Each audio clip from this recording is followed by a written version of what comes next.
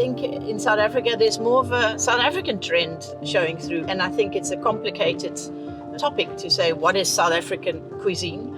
But it's great to see that there's more indigenous ingredients, there's a bigger awareness of sustainability, an easier way of dealing with veganism and vegetarianism. It's becoming more absorbed in how menus are structured. It's been fantastic to see that there's more individuality, more uniqueness, more people's own stories showing through in what they're doing and what they're serving.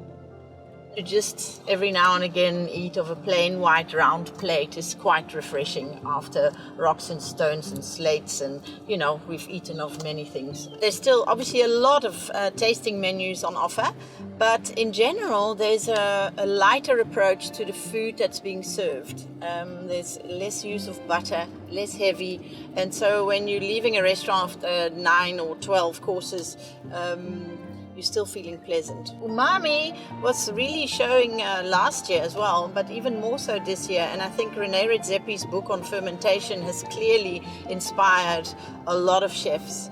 So 2019, very exciting. We judged 15 more restaurants, which obviously makes the pool of competition much bigger.